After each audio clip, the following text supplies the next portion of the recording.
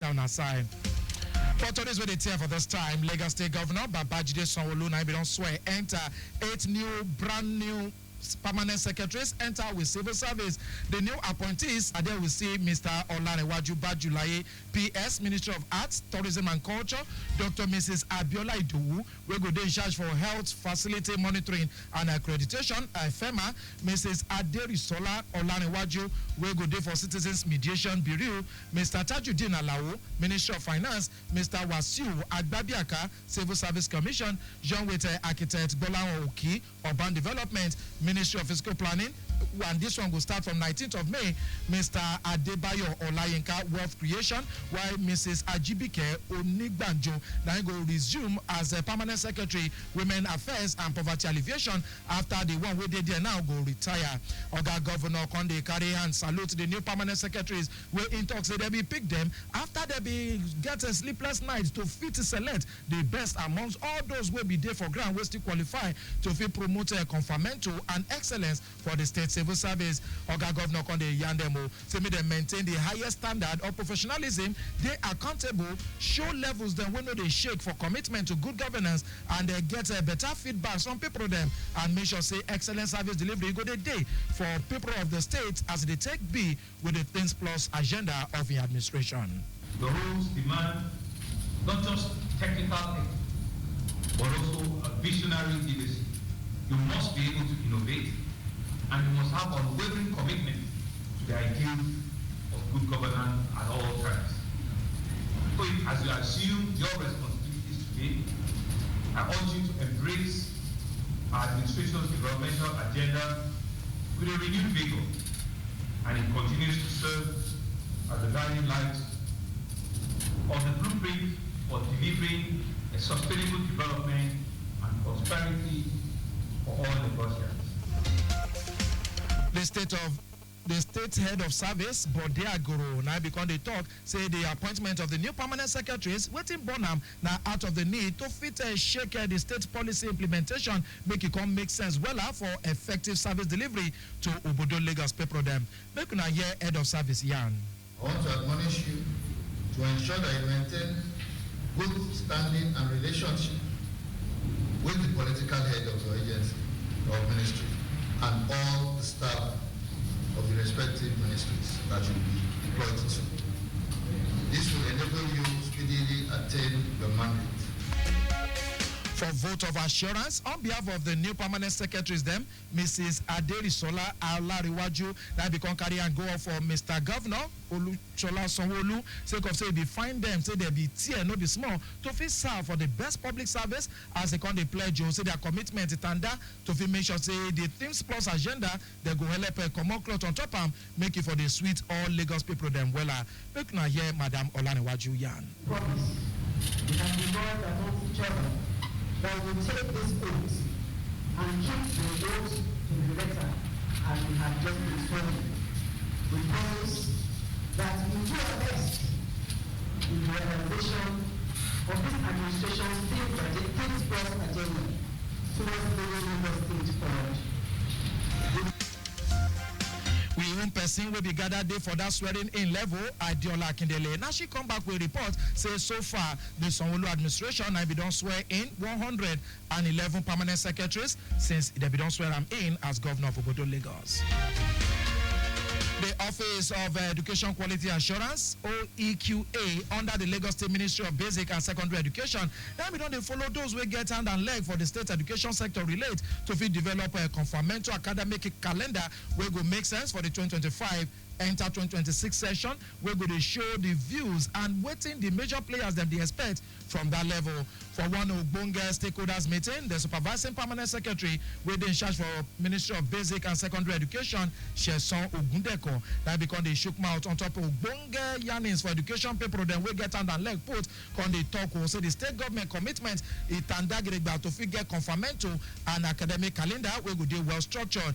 Permanent secretary will be represented by Director Basic Education Services, Department for Ministry of Basic and Secondary Education, Abosede Adumasin, that become the talk, say make the people the way the matter concern, make them no worry, because the final academic calendar where they go design, now go help support academic excellence, how students then they take develop for packages where make sense for booking and confirmatory learner development across Obodo Lagos. Ikon Riyano say the government dedication no be small it be to fit get a decision making process where all man go follow join as they talk say yarnings from stakeholders that go help shape a confirmatory academic structure we go help waiting the show from the learning package. For own yarn, the coordinating director of OEQA, Remy Abdul, now because they shook mouth on top the important we collabo carry for head to fit take design a confirmatory academic calendar we go carry efficiency and stability knack for with schools inside Obodo Lagos.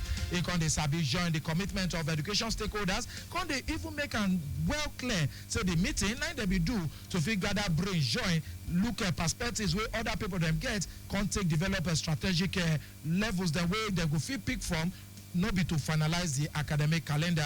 Attendees now there will be still representatives from Lagos State Universal Basic Education Board, LASUBEB, Nigerian Union of Teachers, NUT, or Nigeria Confederation of Principals of Secondary Schools, ACOPS, joined with Association of Primary School Head Teachers of Nigeria, ASHOP, primary public and private school representatives, Parent Teachers Association, examination bodies, and education administrators them. The Nigeria Institute of Medical Research, NIMR, now them don't carry out one level for advocacy visitation, go enter the Health District 4 to take research vended food, those where they handle food, and levels that will concern infections as they take be for areas where no to palash, where you both they call slums, and the places then were different, will be non-slum communities across some kind local government areas where they be select put inside Lagos State. The visitation now carry them enter Fadeyi Office of Health District 4 as part of a levels to fit take sabi and identify health risks and develop strategies where go improve food safety and reduce levels that where they feel cause infections for all these areas. Permanent Secretary Health District 4 Abimbola Bowale. Then because the talk was say belle sweet am not be small for the chaprapra move where they be carry come as they can they remind them say the past relationships and collabo where they don't get with NIMR now don't they help against the spread of infections through food vendors where they sell food to Pikins as they promise also they go the collabo with the research team to make sure say every go city weather for this study where they want do. The team lead was still a double as the acting head of department molecular biology and biotechnology Toyosi Rahim. That be the talk will say the research now them are the package to fit cover some kind local governments where them are don't pick inside the Obodo Lagos like a mainland, Surulere, Alimonsho, Oshodi Solo, John with Ikorodu. Oga federal government through the Federal Road Maintenance Agency FEMA and them don't go kickstart maintenance and retouchlightment of work on top 32 kilometers road where they inside Bauchi State ahead of rain will go soon begin flog every FEMA's engineer Bauchi Field Office Napan Joron. That be they talk this one as second they assure say Oga federal government they concerned they will not be small about the safety of lives of Obodo Nigerians where they follow that road every day and most especially during the Joliment areas. They can explain say the project now be done day under the 2024 budget can still yarn say even though the contractors be delayed to the report to the site the works now they don't almost finish. Joron can the stress join say the contractor where them they work on top the Kariyana Road around the Jigawa State border can be let people them authorities sabi say the project now concern patching or portals waiting for there. Even as they carry and go up for the package where the contractors don't take do the work put, Jerome consider talk will say in believe say the project now they go complete before the next 1 month go finish. President Bola Tinubu now be don call for confirmatory checkmating for investigation for the tanker explosion wey go shele wey cause multiple accidents and the loss of lives for Karu inside Abuja for Wednesday night.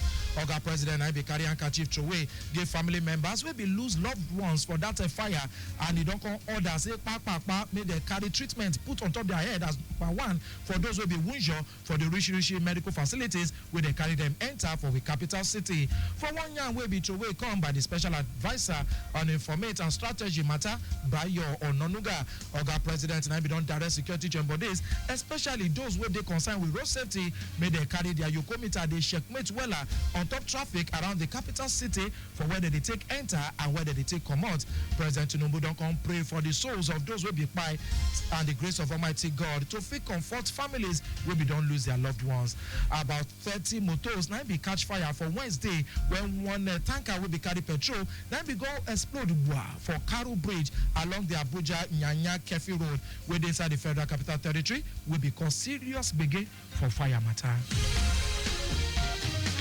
The Minister of Steel Development, Shuaibu Abubakar Audu, now we don't announce plans to collaborate with the Ministry of Defense and the Defense Industries Corporation of Nigeria, DICO, so that they go feed the help produce military hardware for the Nigerian Armed Forces and other security bodies inside the Obodo nation. When it be the yarn, when it be carry waka go, the National Steel Raw Materials Exploration Agency, NSRMEA, inside Kaduna, Audu now become talk will say MOU now don't dey for ground where they don't draft already and they don't go share them with DICO where they wait for presidential approval to go ahead.